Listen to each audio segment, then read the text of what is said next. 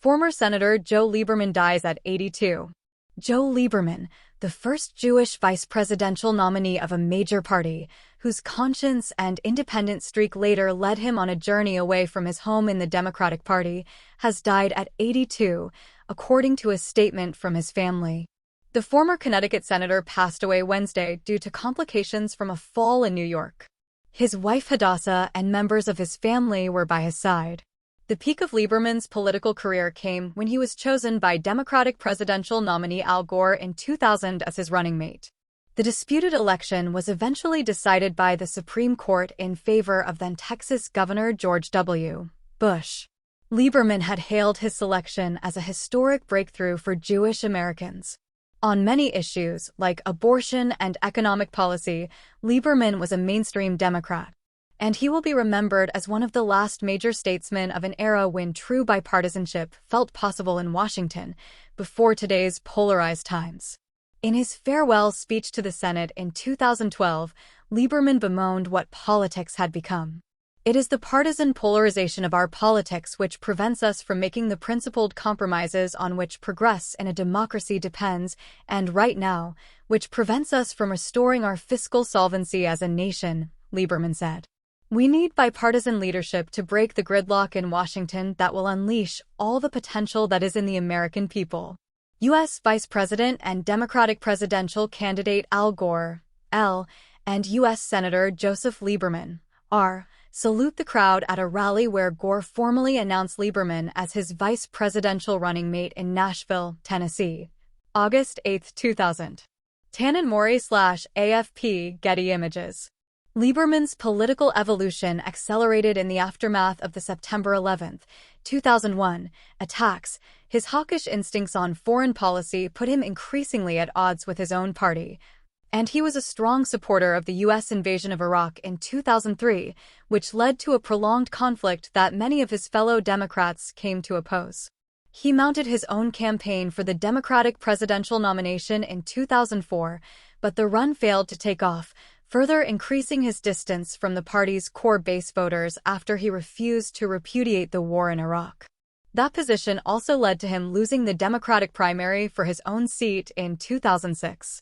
But he ran as an independent anyway and won the election, returning to the Senate. In 2008, Lieberman infuriated Democrats even more by showing up at the Republican National Convention in support of his dear friend, Arizona Senator John McCain, that year's Republican presidential nominee. Many Democrats perceived an act of treachery when he criticized Senator Barack Obama, the Democratic nominee, as a gifted and eloquent young man, but warned that he was too inexperienced to be president.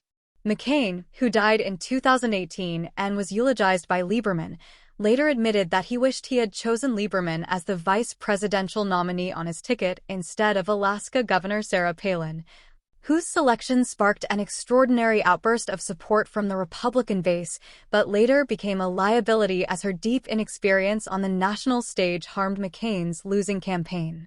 Former Senator Joe Lieberman and his wife, Hadassah, pay respects to the late Senator John McCain as the senator lies in state in the Capitol Rotunda on August 31, 2018.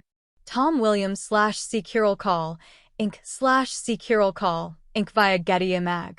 Lieberman's move to the right represented an intriguing political reinvention. But perhaps it should not have been a complete surprise. Close dialogue. Want to understand American politics? We've got you. Sign me up. No, thanks. By subscribing you agree to our privacy policy. After years of diligent service in the Senate, Lieberman rocketed to public attention in 1998 during the scandal over President Bill Clinton's affair with White House intern Monica Lewinsky. In a stunning public condemnation of Clinton by a fellow Democrat, Lieberman slammed his friend's behavior as immoral, disgraceful, and deserving of public rebuke and accountability. His speech from the Senate floor was seen by many Democrats at the time as an act of disloyalty. Still, Lieberman later voted after a Senate trial not to convict Clinton for high crimes and misdemeanors after he was impeached by the House of Representatives. While Lieberman alienated many Democrats with his speech, it was also instrumental in then Vice President Gore's decision to choose him as his running mate. Gore wanted to signal to Americans that while he was embracing the popular Clinton legacy, especially on the economy, he did not approve of the former president's personal conduct in a campaign that Bush was shaping as an attempt to restore honor and dignity to the White House. Lieberman will also be remembered for his proud observance of his Orthodox Jewish faith, declining to work on Shabbat. But he famously made an exception in 2009, walking 5 miles from Georgetown to the U.S. Capitol to vote against a Republican attempt to cut Medicare spending. In his final years, Lieberman was angering Democrats yet again. He was the founding chairman of the No Labels group that has been considering an independent presidential ticket that made Democrats fear could splinter President Joe Biden's vote and help elect presumptive Republican nominee former President Donald Trump in November.